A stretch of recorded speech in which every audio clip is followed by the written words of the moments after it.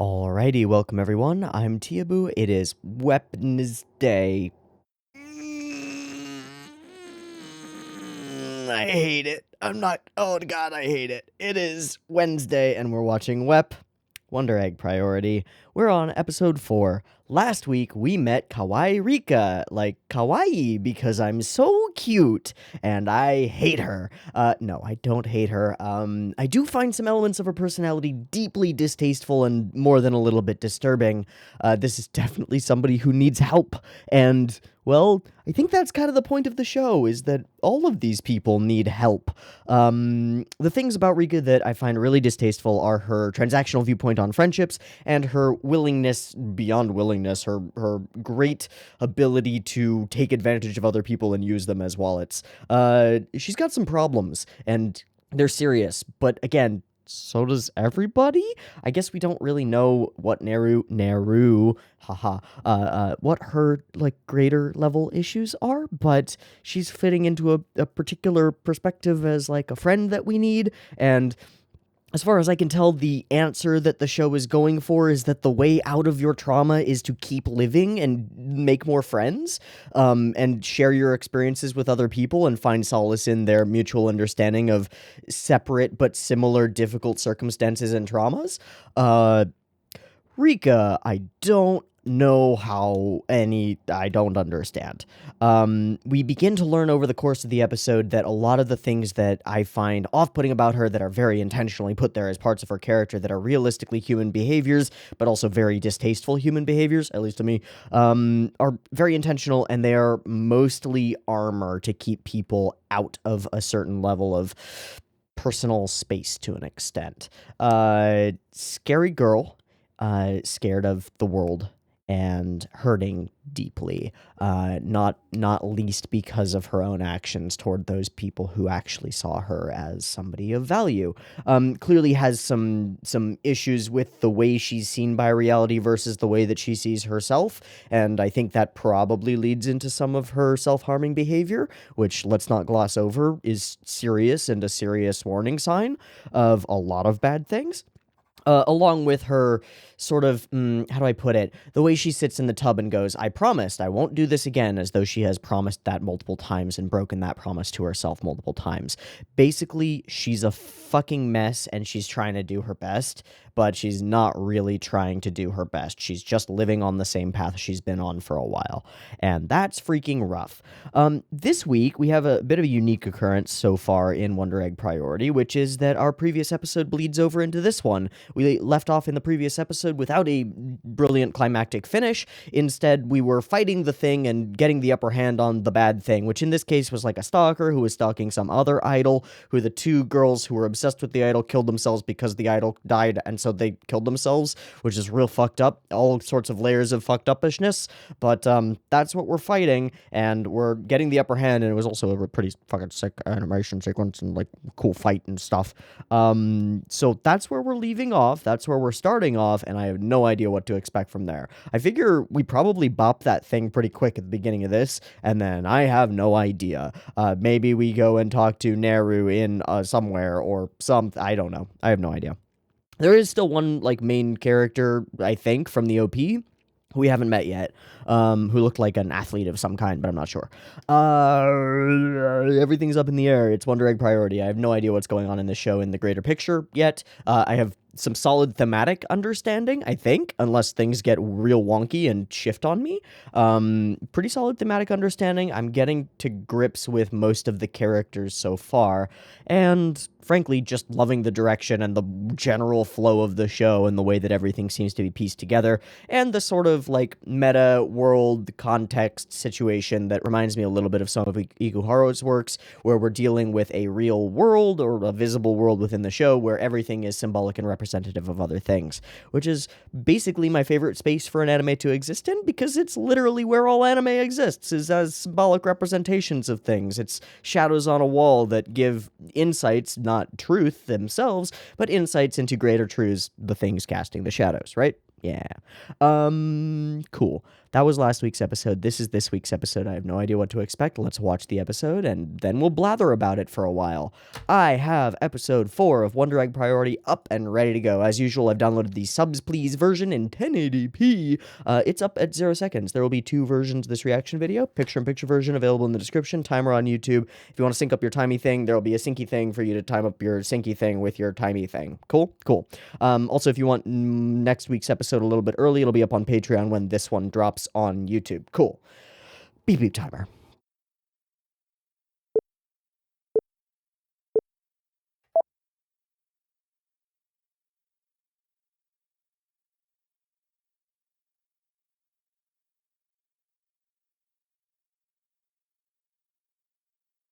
Monifation. Oh, hello, you're a new character. Okay.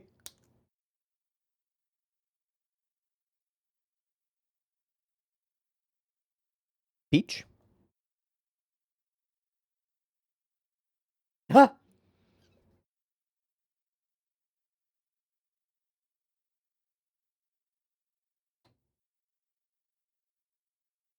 Oh.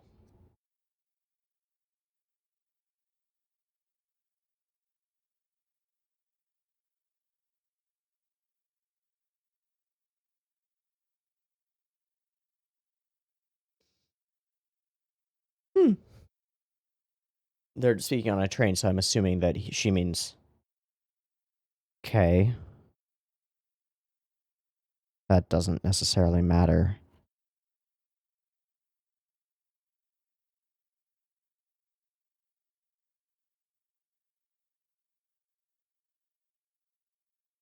Are you a boy or a girl? Or somewhere in between? Oh. Oh. Oh. Oh. Whoa, whoa, whoa, whoa, whoa, whoa, whoa, whoa. No, no, no, no, no, no. No, no, no, no. Your mother needs to be in prison. Not actually, but fuck. Okay, what? How, you have a very calm demeanor, Momo.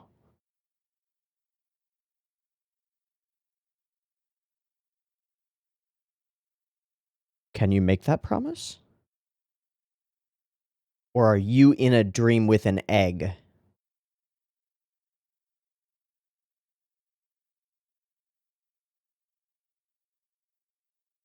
Okay. Okay.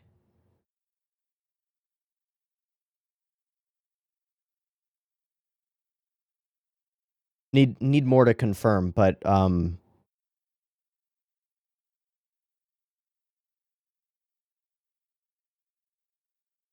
going to. This is a guess, and I don't know because we just don't know. I'm guessing that Momo is biologically female and identifies as male. That's my guess. Because of the way that that they reacted to the broad-shouldered comment. I'm curious, but I don't know. Fuck that shit on the Miwa story? Holy no.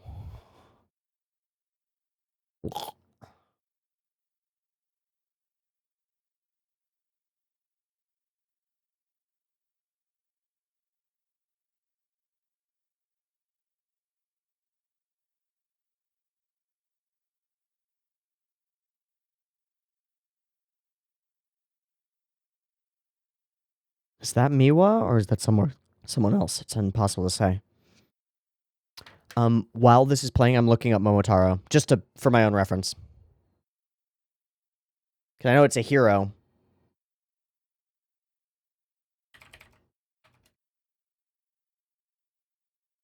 Peach Boy, popular hero, Peach Taro, masculine name, got it. Colorful girls. Okay, we're still running from bad juju. Fight though. Fight on. Say the people who suicided. Okay. Yeah, that's right. I forgot that she turned into Crystal. Oh no, you are weaponless. And they're going to run. Fight on. Can you take the weapons of other people? Is that your armed gear?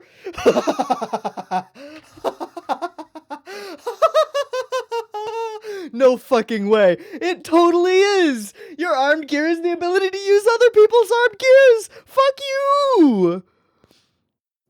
Fuck you. That's great. Okay.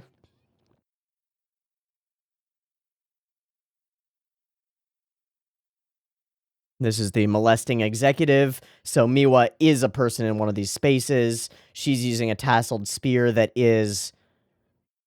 No. No, that's not how that works. No. Not at all. Maybe. That's not always true. Regardless, no. No, the victim is not to blame. Oh god.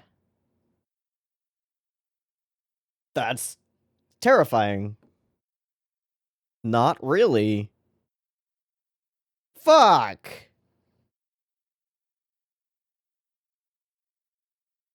Huh.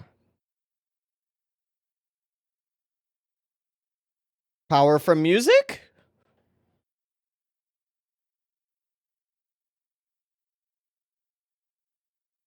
It's an umbrella?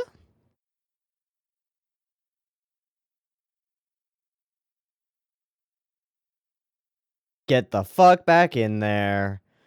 No. Nope. Nope, nope, nope. Nope. Kill him. No. Doing it to try to protect her fucking... No. They're both simultaneously doing that, and she loves the thing, so of course she stops. It's Yu. Yep.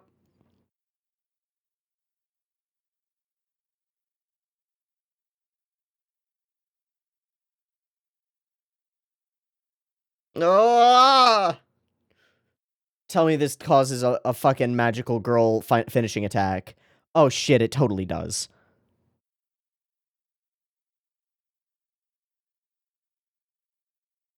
I don't like that noise. At all. Don't put that down.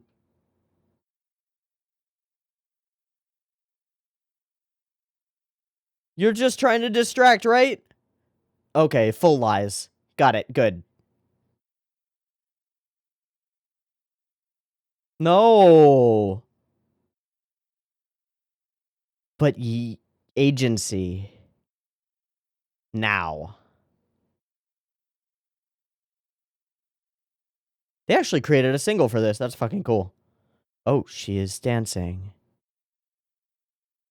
What is the lesson here? No.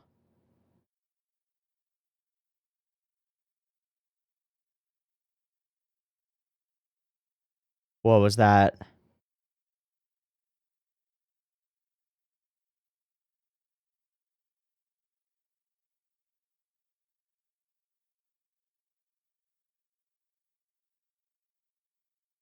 Fucking sick. Shing.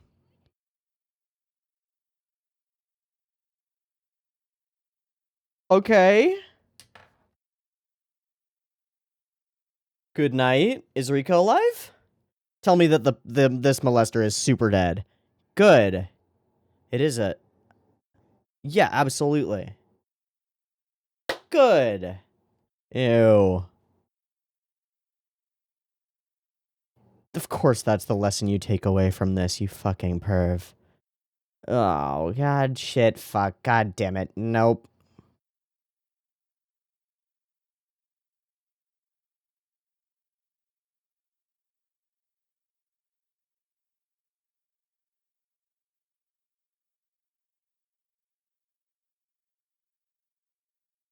Hi!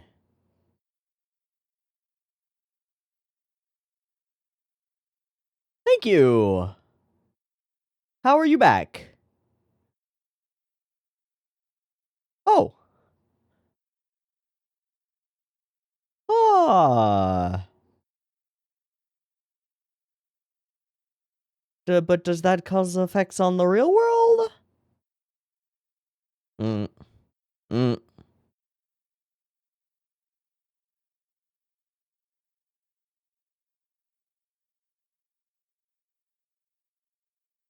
That is nice and spooky. Kill it, please.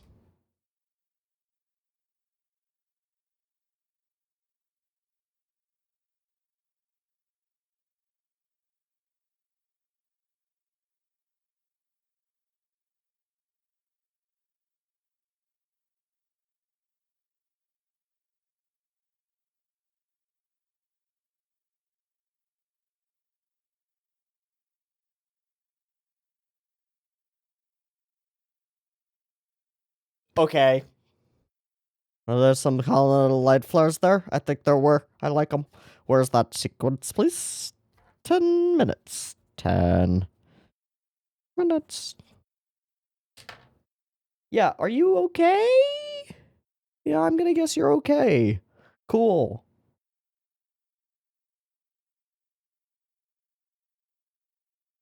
Sick.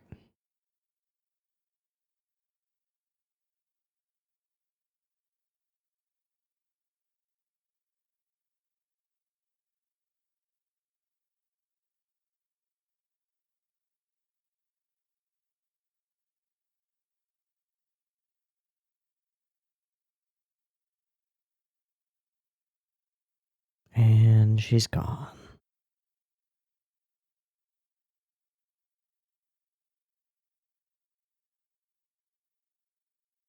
Mm-hmm.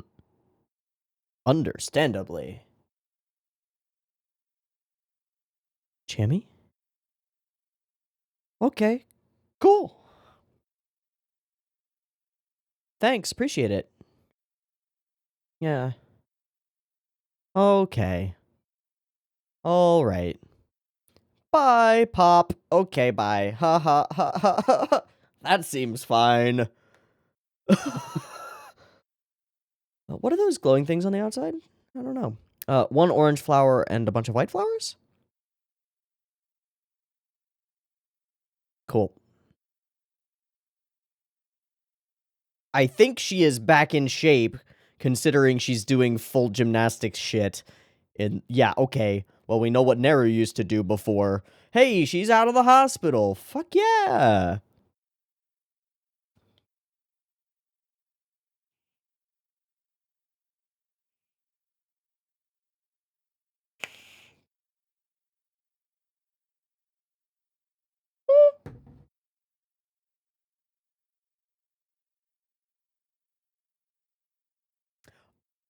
Right.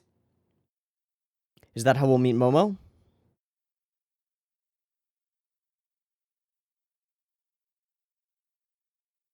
Go to a gymnastics gym. Is there anyone to complain? Ah. Yes, let us go to the one place where all of the people like us meet. Ha. Ha. Where from whence doth all thine wealth come? Cometh.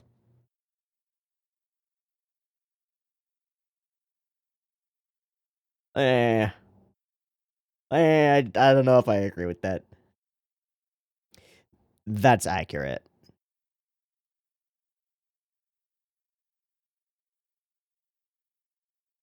She has to justify it to herself. Yeah, okay, I understand, Naru. I feel ya. Well, that's kind of cool. Reflective surfaces. There are a lot of reflective surfaces in this episode. What's up with that? Yes. Yeah, I mean, your name is I, so.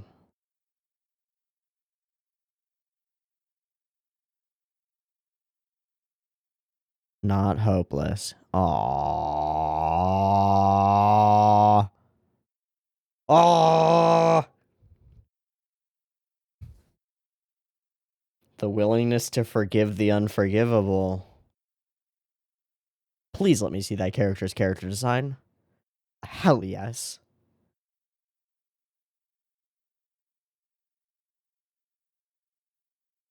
And you're like, yeah, so you're the heiress to a large conglomerate empire? Cool. Mm-hmm.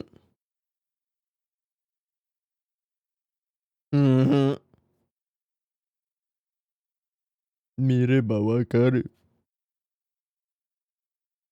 Aren't we all eccentric?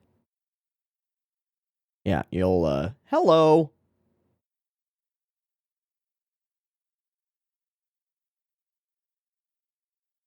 No, cold fries are the worst. Shadow and light. Wow, no symbolism there.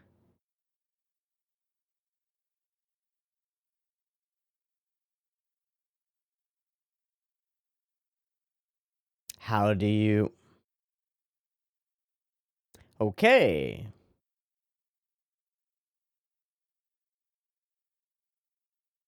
Okay. Doesn't identify as male, just presents as more masculine. Cool.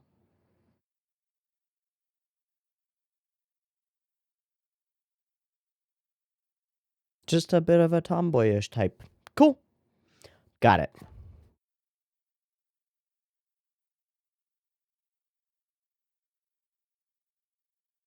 Yeah, Taijobu. Yeah. Well, I mean, honestly, whatever. Yeah. Yeah. That's pretty fucking cool. You're gonna explode before you can kiss her. Ah, fuck you. Ugh. What are those flowers? One was a carnation. Who is this?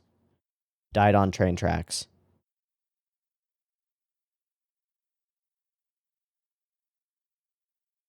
We saw that character in the OP. Girls like you who say they love me.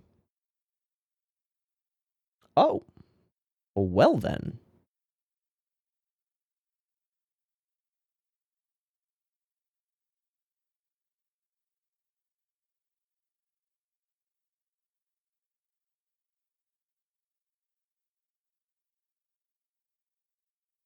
What happened? What happened? That seems beautiful. What got in the way? Okay, here we are. Hi. No, not a fucking chance. Yeah, you can stuff that bullshit. Stuff it.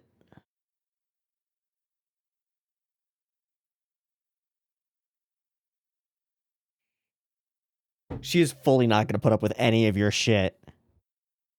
Yeah, bad joke. It was a bad joke. I'm not gonna put up with any of your bullshit. Not even a little bit. Hi.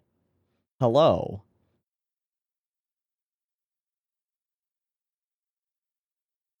Mm,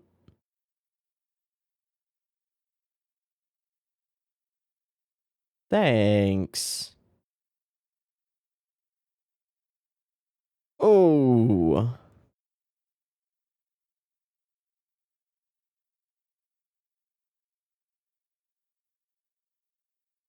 Okay. That's a broad generalization. That's also a broad generalization. And really fucked. I don't like that at all.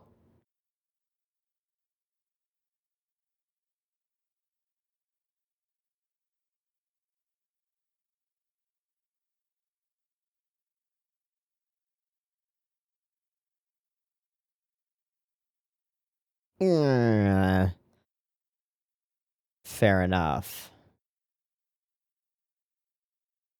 Ha, indeed.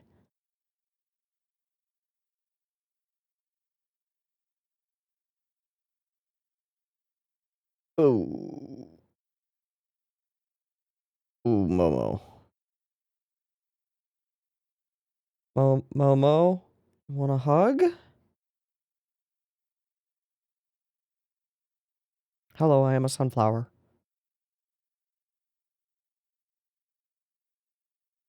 Sunflower.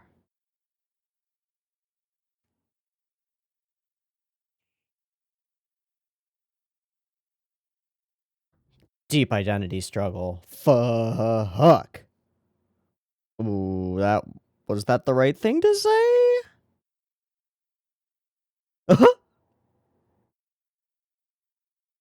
Indeed.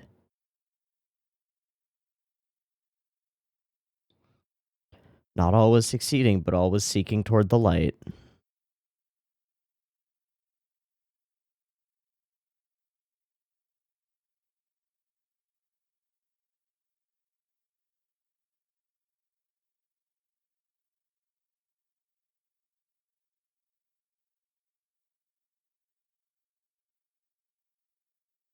Hmm. Hi again.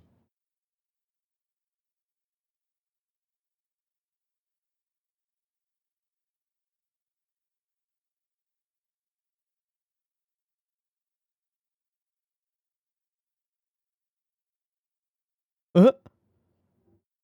Uh-huh. No, no, it feels weird. You can fuck off. You can fuck off. Back to what does that mean? That's pretty accurate, actually. Yes. Beacon, lighthouse, reimagery. Cool. Hmm. It's hard to say, and I think that her gender identity fully doesn't matter. Or like the whatever. Doesn't matter. This is important. Sure. Bridge into the group.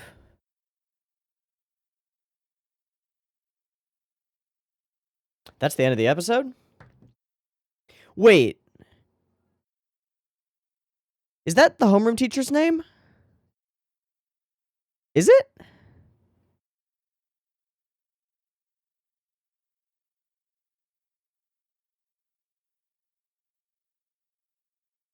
Okay, we see them together. That's in a younger school's outfit. It really doesn't matter, and even, like, trying seriously to parse, "Ooh, what gender was this character like, what sex was this character born with?" It doesn't fucking matter. She and struggling with it.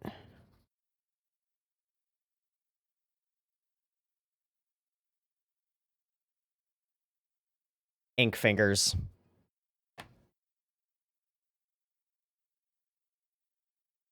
God, this episode just flashed by, though. Where did it go?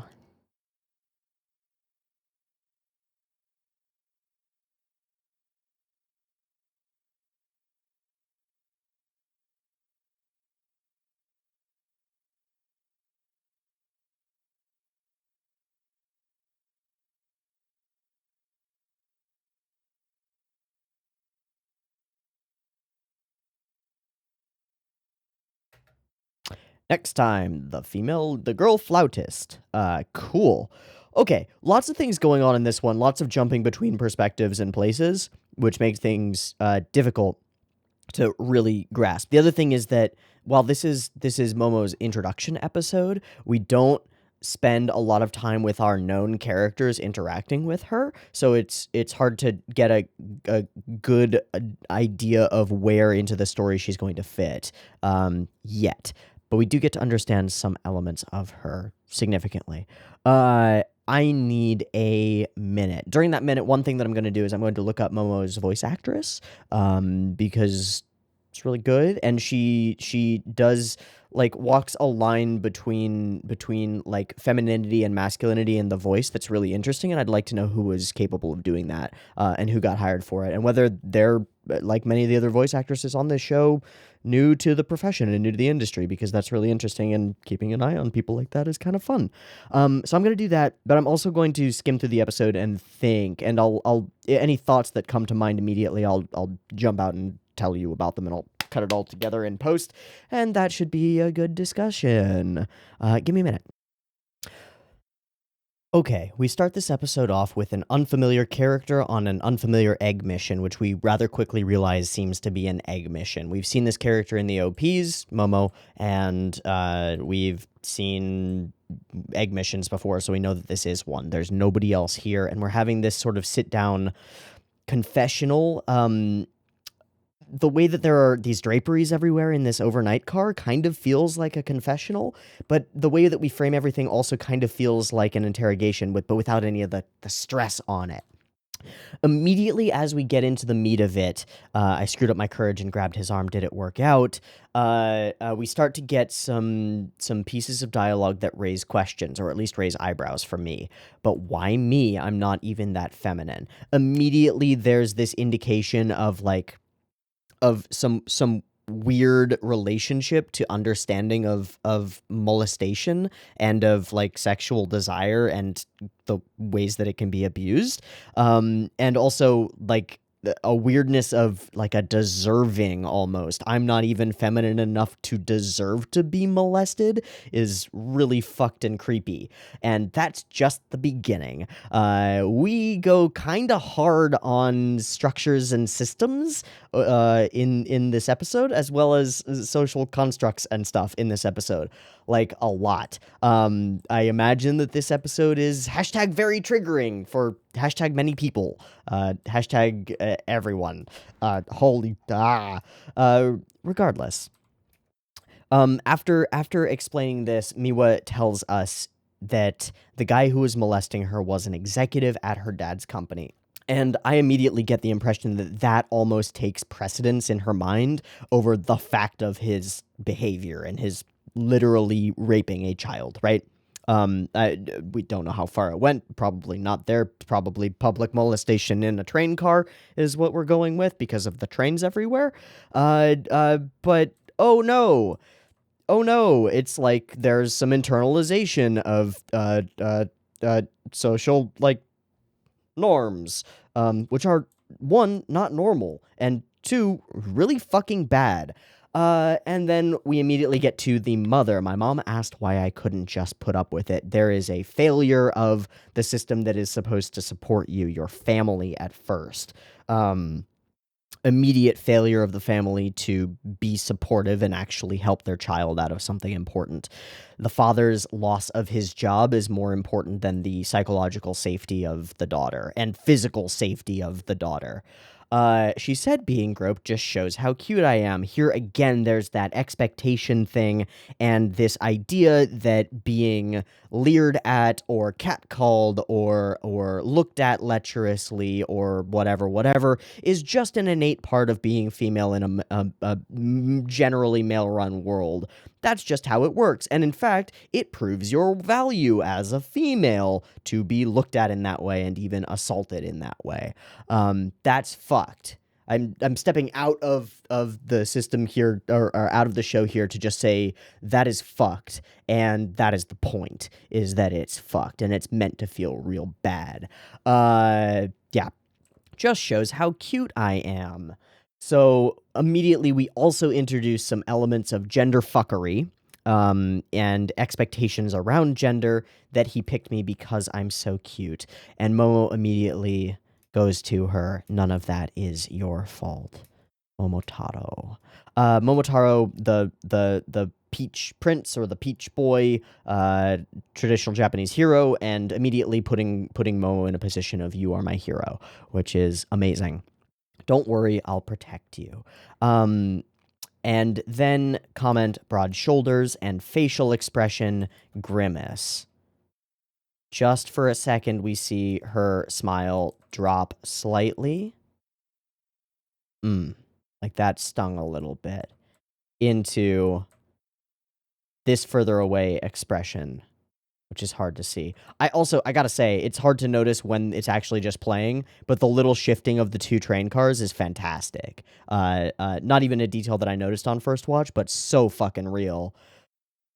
And she hits us with a betsuni, a not really, just sort of brushing off that comment. And immediately it becomes unclear to us, and probably unclear to Momoe, how she feels about her gender presentation. and how other people see her. I'm going to continue to call Momoe her because that is what she seems to identify as, and that's what we're going to go with. I think our confusion at this intended confusion at this character's actual gender identity and biological sex both are unclear. Mirrors and is meant to mirror her own feelings about her own identity and feeling her way out through this world. What the fuck? What am I? Right? Like I don't know if you're really an adult until you've had the experience of going, the fuck am I even? Whether it's a gender identity thing or just a personal existential crisis sort of situation, what am I and why am I here and what is my place in this world? Do I have one? Does one exist? Is there one set out for me and do I agree with it? These are questions that I think affect everybody, not just individuals who skirt the line between genders or find themselves wondering about their own potential transness. It's just a natural part of being a weird meat sack on planet Earth. Cool. Gonna move from there because while this is a really interesting piece of conversation, it doesn't tell us a lot.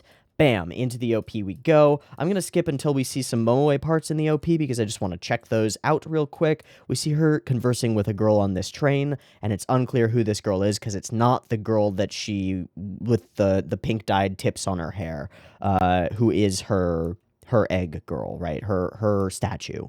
So it's just unclear, and that's really all we see, isn't it? I think there's one other shot of her. Cool. Out into this sequence, and we are in grays. I want to keep an eye on color and general color palette for different scenes because I noticed this as we were going through, that there's some contrast between the scenes that we see with Ai in them and then the contrasted scenes that we see with Momoe in them. I'm going to mix Momo and Momoe, sorry. Yeah. There's some interesting stuff. Also, there's a very intentional contrast between the two of them. There's a reason that we do these two egg girl fights simultaneously. And it also reveals some things about the nature of the egg girl fights, which then get compounded by our actual talks with Aka and Ura-Aka, which are, again, quite distasteful. Okay. Onward. The Mist. Inability to see. Also, on my own, I am weak. Our fight scenes are continuing to be really impressive and super fantastic. The way that they set out these spaces is really cool, and there's a lot of impact and real genuine feel of pain over the course of a lot of these. Okay. For not the first time by any means or any stretch of the imagination. In fact, it is every single time that we've seen this happen. As far as I can tell, the clicky pen came from the first girl that we saved. We had the gymnastics ribbon, and now these twin lights. Each time that there is an egg girl fight, the egg girls themselves must somehow enable or engage with the enemy in order to actually defeat it. It is impossible for the Wonder Girl, I don't know, what do we call this? The Wonder Girls and the Egg Girls? Cool. The Wonder Girls cannot defeat the monsters on their own, no matter what it seems. It seems like they must get armed by or helped by the individuals who actually dealt with the trauma, which kind of makes a lot of sense. It's unclear whether it's just the support of those people or actually like them choosing to fight, which allows this. It's just hard to say, but it becomes a little bit more clear when we see the corollary Momoe sequence to this one. Regardless, they give her the pen lights, the little wave these things in the air at an idol concert lights, which is super cute. Can you use these for something? Hell yeah, I can, motherfucker! Meow, meow, meow. And they turn into super bladey things. Fucking sick. I really like this shot. First off, it's like a growth of, wow, yeah, power up, right? But then we pan away from it and pan up to show the threat is still incoming. It also is a really great like use of space and a great feeling to it. Wonder who animated it. Slash, and then she whips around closer to us, whips through, super fucking cool. Or I guess that was a different cut. Come at me, and we bounce over to our other sequence where Momo is getting pushed onto the back foot. What she's fighting with is kind of unclear what her weapon is. I think it's an umbrella of some kind, because it kind of gets used as one, but I'm not sure. Really uncertain. Obviously, it's like a Chinese fighting spear with the tassel. Once it's actually a thing, but I don't know. I love the use of cool shots from inside the trains to create dynamic shots and dynamic compositions with stuff in the foreground that blocks things off. And bam wham wham bam bam boom bam bam smack. She is losing. Okay, well, do we need to dig into just how fucked the victim blaming here is? I don't know if we really need to dive super deep into how this dude who is molesting children is then blaming the children for wanting it. It's pretty classic defense that molesters and rapists use. Oh, she totally wanted it. No, nah, fam. Couple things. 1, too young to consent. Get the fuck out of here. 2, no. Get the fuck out of here. 3, no means no. Get the fuck out of here. There is no implied consent. It doesn't exist. And there is no you want this because you look blah, blah, blah. It doesn't exist. You don't know what somebody wants. You have to communicate with them. Oh, right. You're a perverted asshole who just makes assumptions. Cool. We're done? We're done. Can we be done? We're done. We're not done, because it just continues. It doesn't stop. The trauma is there, and it is real, and it is felt, and it just continues, and it just gets worse. Yeah, this is a pretty common, pretty classic answer. Just touch your wife. Aren't you married because you love each other? First off, probably not. Second, doesn't matter. That's not how this kind of perversion works. No. Bad. Not bad to think that, but bad to think that it'll help or that he'll actually care. This is somebody who's already gone way over the edge of what is socially or morally or personally or any way acceptable. It is what we call evil. Evil. Not just bad, not just wrong, evil, malicious, and self-serving. Okay, onward. And we transition out. This scene ends up being brighter overall, but most of the brightness and color comes from the bad guy, which is horrifying. While the victim sits in the shadows, yelling back ineffectually. Great. Cool. So we get over here. Don't let your guard down. Thwam bam whack. Uh-oh. I love the little pause here. This is really great. Little pause. Uh-oh. And then schmears. I want to see the schmears. Flip. That one. That's fucking sick. Oh no. Yeah, oh no indeed. Really great feeling of space again. Anime characters throwing other anime characters into trees and exploding the trees is not an uncommon occurrence. But the way that we ground everything in space makes this all feel real bad. And ow, ow, ow, ow, ow, ow, ow, ow. For example, we see a lot of characters get punched and go tumbling in Yu Hakusho, and some of them stand out in the way that this one does, and some of them don't. There's a difference, and it has to do with the actual animation on the character, and with the sense that the space is real and that people are really being flung like a couple 100 feet by a big giant tentacle. It's pretty neat. Okay. Skewered or turned to stone, and neither, and transition. As this comes in, we transition to here. Horrifying statement. Females have expiration dates. No. Nobody has expiration dates. We're called humans. But a pretty classic pedophilic statement to make. Also, evil. Did I mention that it's evil? 'Cause it's evil. All right, we barely block this. Effectively, like, the wall of horrifying justifications that this pedophile is putting out there is pushing Momo back. And she is unable to fight it completely on her own. So, don't come out, just stay where it's safe. And your classic, you're a perverted brat who blah blah continues and it gets worse. And in this moment, Miwa decides to do something brave. It was kind of unclear to me what was happening as it was happening. I went and rewatched this sequence a little bit just to get my brain gripped around it. And I do understand what she is doing.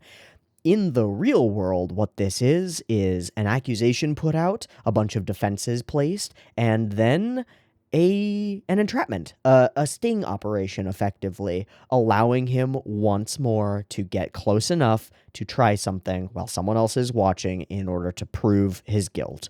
And then it is no longer one voice against another, no longer one child speaking out against an adult. It is proven, and there are witnesses. That's what's going on here, and that's what she's doing. And it requires immense bravery and to lie. So that's what she does. You can touch me. And we get over here. So, on both sides of this equation, on Ai's fight and on Momo's fight, the Egg Girls, not the Wonder Girls, the Egg Girls step up to help the Wonder Girls to stop their villains, their problems. And they do it by bringing up the thing that they love most, and indeed the thing that they even share with this villain. Raise the pen lights and wave them in the air. That is what is powerful. And so the tentacle retreats. Lies and lies. I was actually excited. Plus, you did it because I'm cute. Just echoing justifications that her mother gave her. Ugh. Gross. And this moment stands out to me as something so weird. Because the whole point is feeling compassion and understanding for those people who have been abused. And in this moment, we see a shred of humanity from this crazy fanatical fan dancing to the song of the idol that she loved. It makes me think that maybe a few years ago or a few years before, this woman dancing could have been an egg girl, could have been close enough to be saved. Right? But isn't anymore. And that's pretty fucking clever. And kind of rough. There are also a lot of reflective surfaces in this episode. Just mentioning it because the lake. Just a thing to mention. Okay. Yeah. And cut over here. Be gentle, okay. Oh yeah, hands up. Wooby dooby. Touch me, and we get this flash and this anger, and the glow intensifies. I actually really like this. The way that the glow, comes from the entire weapon as her eyes shift. She closes her eyes, and they open completely different looking. Super fucking awesome. And terrifying. And it's that moment, touch me, that triggers that reminiscence. That touch me and that hug pierce through that barrier. So dope, really visceral, and really feel it. And off she runs, and we cut back to the other fight. Out from the gray into the light. Attack. Skewer and cut and chop and skewer and stab, and this one goes down, and that one does not. You tricked me. No shit.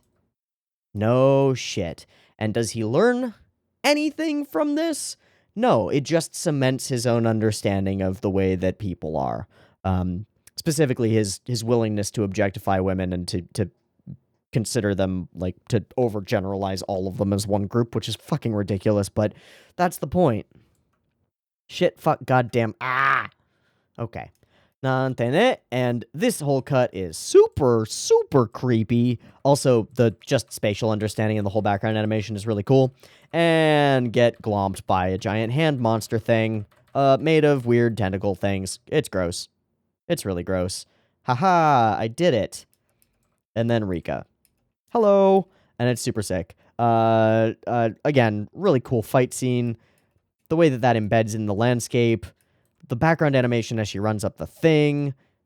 A whole bunch of really cool things. We get to see Rika as a hero, which is pretty fucking cool. Oh yeah, are we a unit again? Idol stuff. Hell yeah, we are.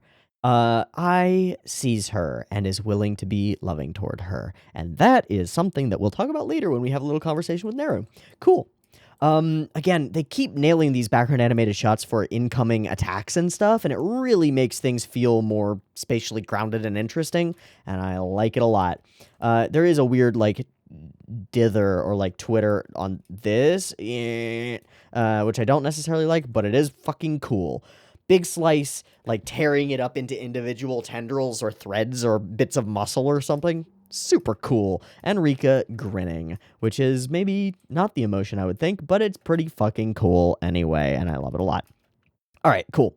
Up and wham! I love the way that she gathers these bits of light that are in front of the speedline background. I mean, in front of the character. The speedline background on its own is neat, and I love speedline backgrounds because they're neat, but this one's kind of just fine. It's the little blips of light going by that almost feel like they're gathering into force for her.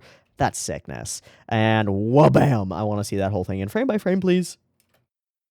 Neural shadow incoming, accelerate, brightness. Brightness goes up, flash to here. Big glowing ember at the top of the thing. Wham. Oh, it's just dust going by, not precisely an impact frame.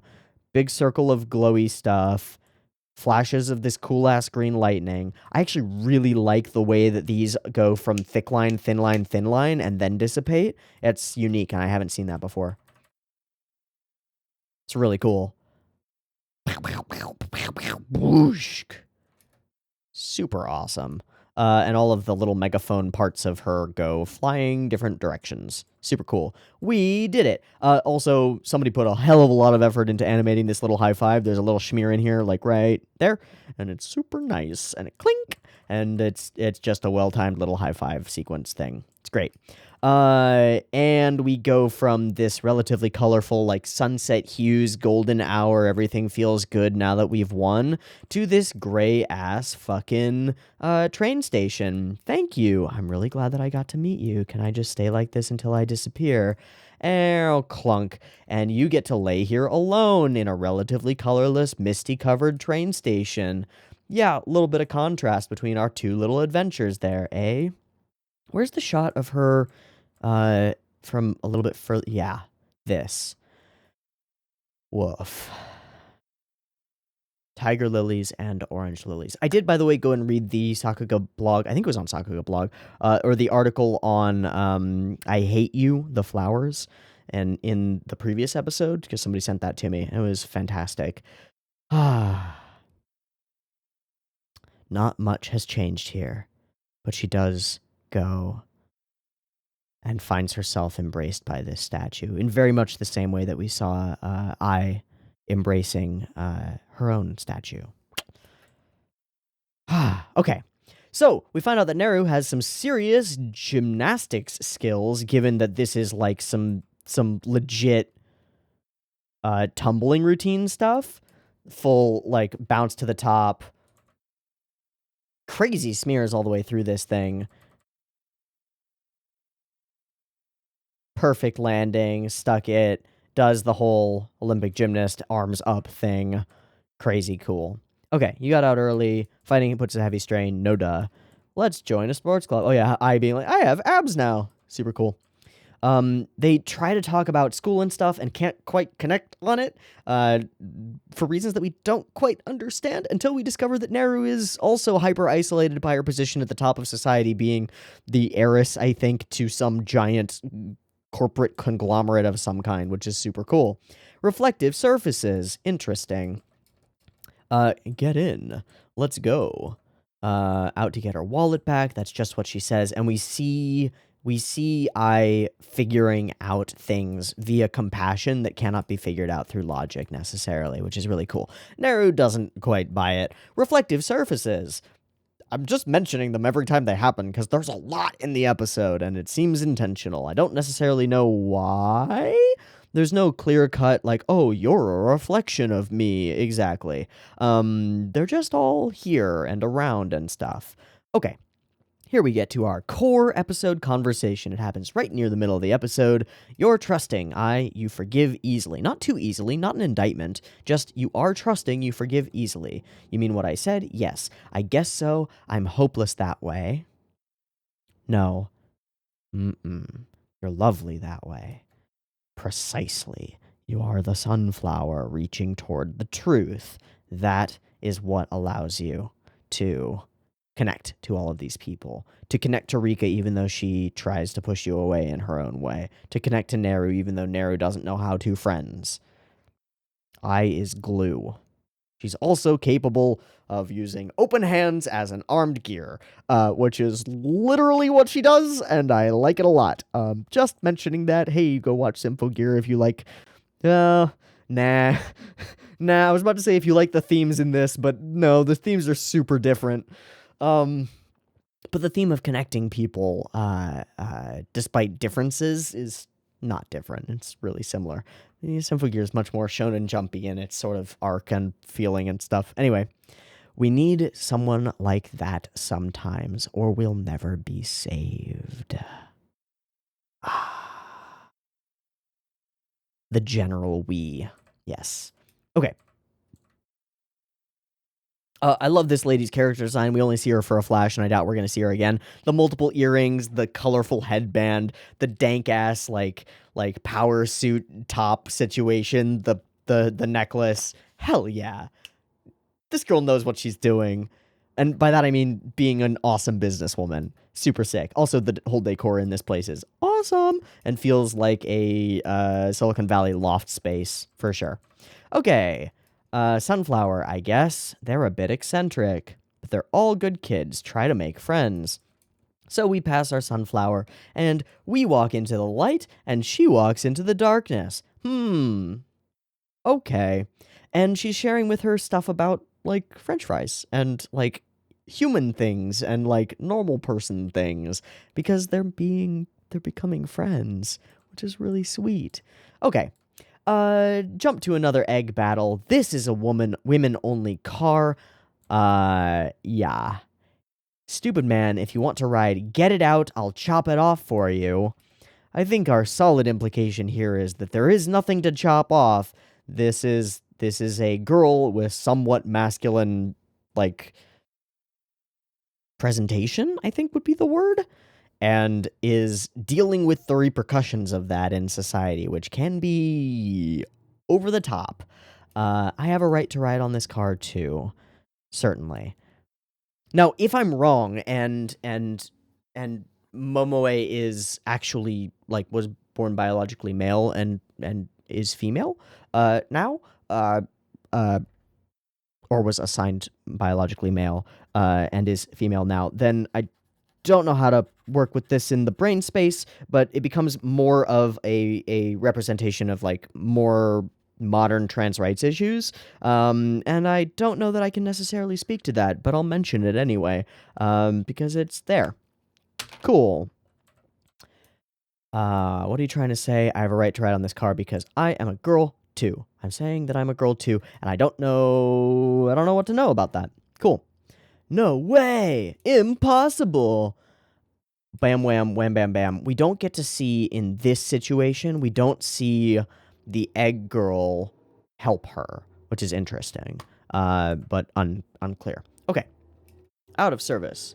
Now departing. My real name is Momoe Sawaki, which to me implies that that's her birth name, and she was born and or assigned female. Which makes sense. Regardless. You're really a girl, right? Sure. I didn't mean to trick you. What a horrifying thing to have to say. What a horrible thing to have to say. I didn't mean to trick you. Just, I mean, it falls into all of the lines and conversations and pretty awful dialogues about traps and stuff, and the idea that being the gender identity that you actually identify with is somehow a trick or meant to trick other people. It's kind of fucked up. I love this line, don't you think a masculine style suits me better? And her answer is, it doesn't matter, which is even cooler, isn't it?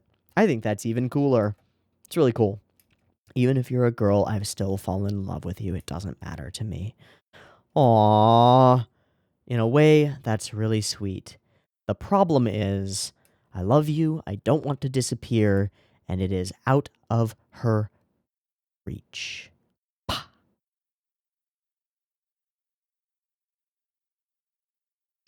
Just imagine for a second for a second that, you save somebody's life and they're the first person in ever maybe to see you as a person, to not care about your gender identity, to just say that they love you unconditionally, regardless of the things that you maybe hate about yourself. And as they lean in to embrace you, they just puff into smoke. Yeah, that's fucked. It's like, oh, great, cool. I can get loved by only people who are about to disappear. And I never will experience genuine friendship or companionship in my entire life. Cool. Ah!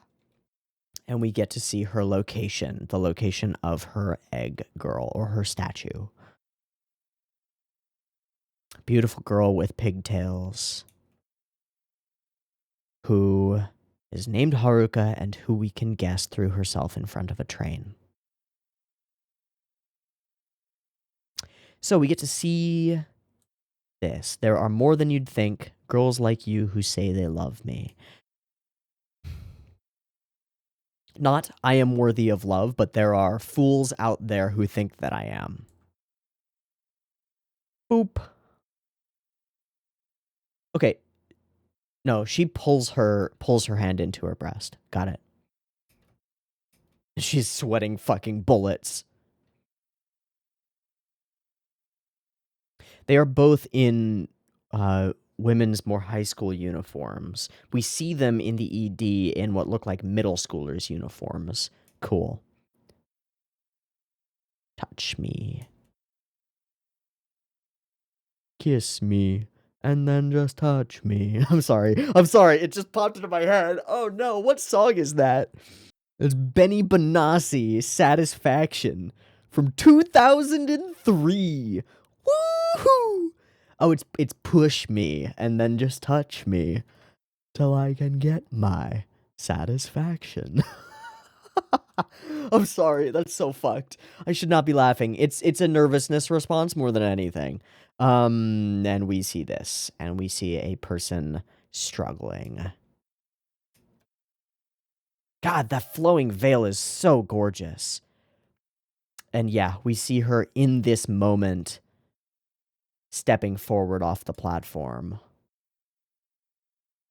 And we see Mo in pain. Cool. Pass by. I love this scene. Neru is not bound by trying to be nice to people. This is something that I've been practicing a lot. It's great. People don't like me for it very much at all. But fully ignoring social niceties can be really powerful, and I've been experimenting with it. Not in an intentionally rude way, but just fully ignoring bullshit. Like I've got a friend who keeps he's stopped doing it over the last couple of days, but he keeps asking me for things, and he always does it as like he'll send me a text that says, "Can I ask you a favor?" before actually asking me what he wants, and I'll just say, "No, you can ask me for what you want." Little things like that. Regardless, there is power in just not computing, oh, I guess I should be nice to you about this, because she doesn't want to be nice to Rika about this and is fully aware of Rika's position as a user. So yeah, she uses the same lines. My daddy says blah blah blah, my little wallet's running late. She is not your wallet. I love this moment right here. I want to bring attention to it. This moment, because this is what bullies do, and what users do, and what people who manipulate other people do. And they do it all the time. And it's really interesting as something to watch for. They'll throw something out, like an insult or a comment or something else, and they'll wait to see what the response is. And after seeing what the response is, they'll decide whether they were being serious about saying it. The truth is, they were serious about saying it initially, and it's just a defense mechanism to be able to say, "Oh, I was just joking. It was just a joke. No problems, right? We're just kidding with you, right?" But you weren't. You weren't. You were being cruel, and you know it. And I'm not going to stand for it. Um, uh, this is really great, and I think that it demonstrates a whole lot of understanding of how people work. And I say that because this moment of sitting there and determining what the next path is from the previous point in a conversation is precisely what manipulative people do unconsciously or consciously, depending on quite how malicious they are. Mostly, I've experienced it as unconscious, and when you call it out, they explode. When this behavior is called out, the person absolutely discombobulates and can't grapple with it because they fully convince themselves in those few seconds. No, I was just joking. What are you getting all fucked up about? It was just a joke, man. Take a hint. It wasn't. It was cruelty. And you're no friend of mine if you act that way. I love the way that Naru deals with this. I isn't your wallet. It was just a joke. Then stop. It wasn't a funny joke. You've failed at being funny, so why? Fucking excellent. Really love it. Okay. Hello. Hi. And Erika immediately hits with, wow, you're handsome, which is not exactly maybe not what Momo wants to hear, but Rika has no way to know that. She just goes balls to the wall with whatever comes to her mind first, which is usually surface level compliments, sometimes. Usually backhanded. You're handsome, like a host. A boy? Oh, there are guys too. That makes sense. Boys kill themselves too. And here we get into some really problematic stuff. I hate to use the word problematic, sorry. Stuff that I have some problems with is better, I think better to say. Calling something problematic is like a universal statement of problematicness. To say, I have problems with this is very different. I have problems with what happens next. Akka, what's going on? There shouldn't be any boys here. This should be all girls.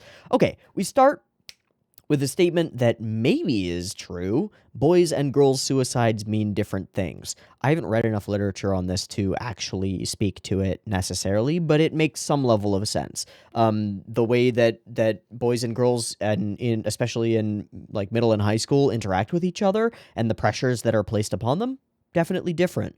Whether they necessarily mean different things, hard to know. I think it's pretty equally likely that social disdain and constant trauma can lead anybody of any gender to try to escape via suicide, and all of the various other reasons that people choose suicide. And then we get this. We get some gross generalizations. Men are goal-oriented. Women are emotion-oriented. Women are impulsive and easily influenced by others' voices. Oh. Like human relationships? That's part of it. Imagine a temptation of death. All of this explained. See, I get this picture, I get this image of like a 55-year-old philosophy and psychology teacher explaining to a young female student in his class precisely why she shouldn't be a philosopher, because she's just not cut out for it because of her feminineness. Wait, what? Wait a second. Does this just fly under the radar? Boys and girls' suicides mean different things. Men are goal-oriented, and we're done with men. We don't talk about them again. Women are emotion-oriented. Now we go entirely onto women. Women are impulsive and easily influenced by others' voices. Patently false generalization. Also an insulting generalization. Women are prone to hysteria. Literally, definitionally, like, a female trait is hysteria, right? Like, literally, that's the word and the way it means, and easily influenced by others' voices. You might as well simply say women are weak-minded and weak. That's what the statement means, right? Women are easy to manipulate and weak-minded. Oh. So it's almost as though we're part of a new system that is purporting to fix some of the problems caused by the previous system, but it's still being run by masculine-voiced, male-acting mannequins with no personality or ability to actually understand them as human beings because they're even more detached from that, who then make gross generalizations about all women. Oh, maybe this isn't gonna work. Maybe the system that we're now subjecting us to is just led the same way. Uh-oh. Uh-oh! Imagine a temptation of death. Let me break it down for you and explain it to you in little girl terms that maybe even your puny female mind might understand.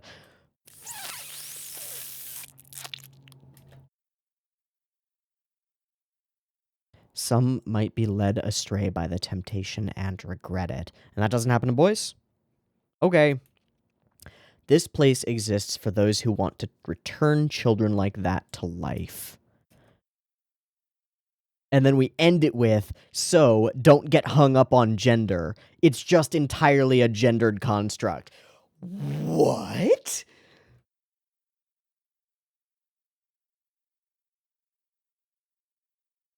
Yeah, you shouldn't discriminate.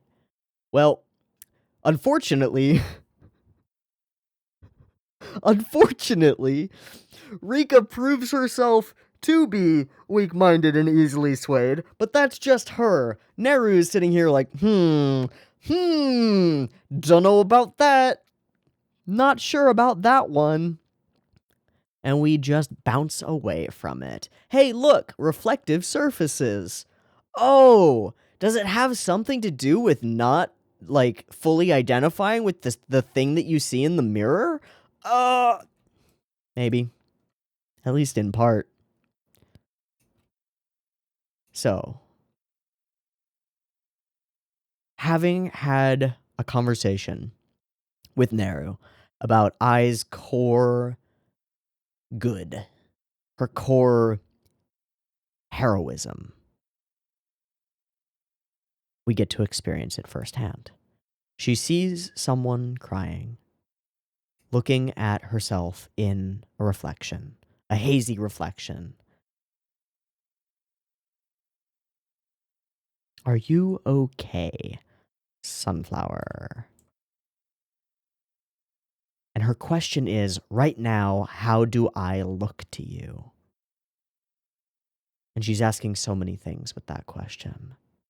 What do you see when you look at me? Trying to grapple with the weight of expectations, of performance and portrayal and self-identity, and grappling with a very obvious divide from the way that Momo feels and the way that other people see her. And we don't get to know exactly where she falls on that divide. We just don't get to know. She stiffens when other characters compliment her masculine traits. When Miwa says that she has broad shoulders, she stiffens a bit when Rika says that she's very handsome. How do I look to you? It's unclear what she wants as an answer. But somehow I manages to thread the needle. Huh? Like a crying girl who also looks like a model.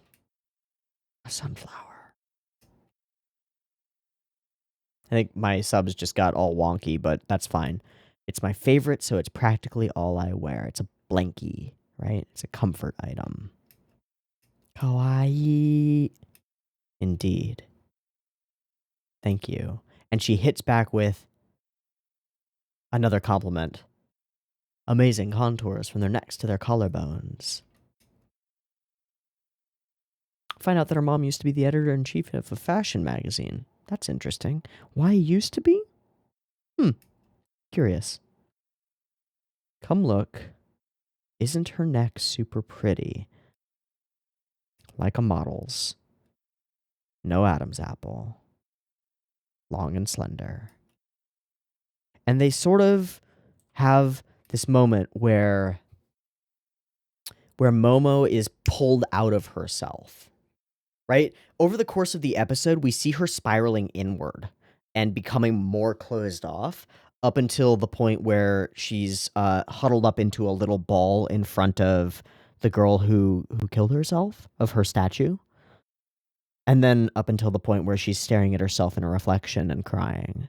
She's huddling inward. And somehow, purely through brightness and light and glowing and compassion and stuff, Ai is able to pull her out of it. She's also able to see her, right? She is odd eye, right? Seeing things in a way that others don't. I haven't thought of that yet. That's actually really interesting. That her physical weakness in terms of being heterochromic, the thing that she gets bullied for, is also like in some way related to the fact that she sees people from a different lens than either than they see themselves or than the rest of the world sees them. That's pretty neat. And they just have this kind of very, very like early high school girls like, oh yeah, I love Adam's apples too. Little like talk. That's super cute. And in this moment, Momo forgets herself. Because all of those questions, am I okay? Am I what am I? Am I this? Am I this? Am I that? Am I this? They all require that I. They all require that overabundance of self-awareness. And she's pulled out of it thinking about her conversation with other people instead. How do we save people? This is how. This sequence to me solidly indicates my previous assumption, which is that Momo is biologically female, identifies as female, just has some more masculine like performance, which is totally fine and totally cool.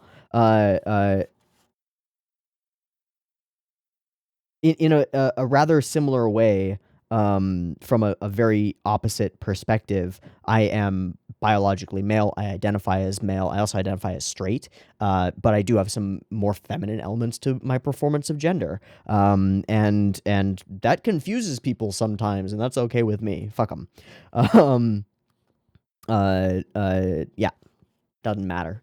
It's actually it's altered quite a bit since I changed my hair. It's been really interesting to see how people respond to me differently. Because I don't know, I feel like people were a little bit standoffish in terms of trying to figure out what exactly are you when I had the longer hair, which was interesting because I usually had the longer hair and like a scraggly scruff beard, and people would get a little bit like, about that. I never really noticed it until I changed it, and it's been interesting to do so. Yeah, it's been interesting. Anyway, I've been playing with my own performance of gender as well.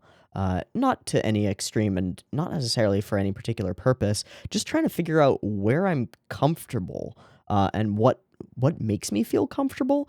One thing that I guess I'll just admit to you, I haven't told anybody this really. I haven't mentioned this on camera. All the people that I live with know because I live with them. For months now, I have worn basically nothing but like stretchy leggings, like yoga pants, because I find them extraordinarily comfortable. And I've started going to the gym, and I just wear them to the gym. I don't care. I get some weird looks, and I don't care. They're the most comfortable thing that I've ever worn, and I started like putting on real pants again, and I fucking hate them. So I'm probably gonna be sticking with these for a long time. They're nice. They're really comfy. I understand why women have broadly shifted over to wearing like stretchy athletic wear because it's hyper comfortable, and I like it a lot. It's cool. However, it is also how do I put this? It's both terror inducing and deeply freeing to just go outside wearing whatever the hell you want. I guess a part of it is that it does make me afraid that I'm like giving off the wrong impression, or people are getting the wrong idea of me. And then as soon as I step outside, I snap into the perspective of it literally doesn't matter. And that sort of in a weird way propels me forward into not caring what anyone thinks about basically anything that I do, which is quite freeing. Yeah. Would recommend yoga pants to dudes. They're really comfortable and worth wearing. I would solidly consider starting a yoga pants company and making better yoga pants for men that don't cost $100 a pair, because most of the ones out there on the market cost like $100 on a pair. Just buy women's yoga pants. They're cheaper. Heath Yoga has some good ones. They're nice. They're like $30 a pair. They're all right. I'm wearing them right now. They're fine. Regardless, I don't know why I wanted to say that, but I did. Maybe because we're in an episode that focuses so much on the weird blurred lines between gender expression, gender identity, and like physical biological sex, which are an interesting topic that I don't know that much about and probably shouldn't spend too much time speaking to. But this whole sequence with the Adam's apple makes me think that what Momoe is a biologically female identifying, somewhat masculine performing individual, which is really cool. And I think she's really cool. And I think that her finding some friends who are just talking to her like friends is really fucking cool. Yeah. Yeah. You more like a dog. What? Gung gung gung gung. Right. Bow wow. Bow wow. I'm a sick puppy. Bow wow. Bow. I'm sorry, it's just Lou. I'm a sick puppy. Bow wow. Bow wow. Okay. You don't know what the fuck I'm talking about, and that's okay. Come on, let's go buy eggs. Momoe Sawaki. And that ends the episode. We see all these characters going different places, doing different things, talking and chatting.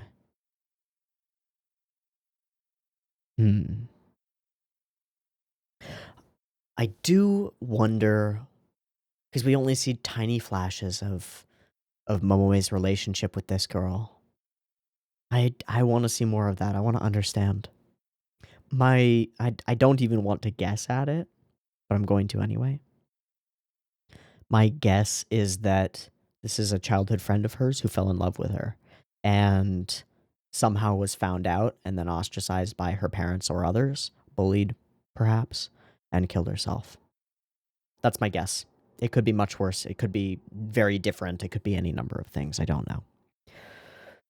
Okay, so we contrast two fights, and then we spend a whole lot of time building up and tearing down a lot of ideas that don't really come to any kind of fruition, which means I think that we're going to address them and keep addressing them. Like, we're building foundation here, right? We're on episode 4. We've met our last character that I know of that is an important, like, Wonder Girl. And we build up a few things. One, all of these girls have been failed by the institutions that should assist them, that should be there to support them, from both the Egg Girls and the Wonder Girls, both. From the gymnast who was failed by her coach and then by her parents, to Otto Ai, who was, like, her best friend was failed by multiple systems, and now her mom seems to trust her possibly most likely abusive school counselor more than she trusts her own daughter. There is no support for Ai. She's just at home all the time, and the school counselor keeps coming over and presumably hanging out with the mom, maybe banging out with the mom, unclear. And nothing has changed. Nothing is fixed. Nothing is better. To Miwa, who was obviously and deeply failed by the workplace, which fired her father, by her family, which her mother told her that she should be just happy that she got molested. Yeah, totally. Be happy that you got raped. At least it means you're female. Yeah, a lot of stuff building up institutional and social failures to support the victims of abuse and trauma. Lots of it. All of which ring extremely true and close to home and very real. Shit. Then we demonstrate that those failures do not, like, stop at the point of intellectual curiosity, which is where I'm still seeing Aka and Ura-Aka as this sort of, oh, we're philosophically engaged with the problems of society, but not really actually changing anything. In fact, a lot of what they're doing seems to be figuring out justifications for the reasons that these things happened. backward justifications that often come back around to blaming the victims, which strikes me as maybe not that helpful. Lots of things really fucked up here. I wonder if we end up tearing down this whole system. I kinda really hope so. Bam. I think that's all of the win that I've got in me for this episode. These episodes are draining, but they're also really good. This one had some great, gorgeous fight choreography, but all of that shit totally pales in comparison to the brutal themes that are the backbone of the show and are fucking brutal. Wow. Yeah.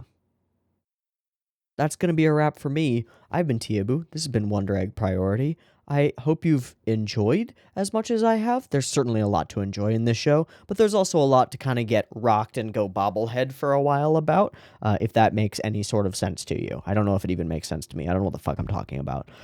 Teeaboo, this Wonder Egg Priority. Watch more next week. Peace.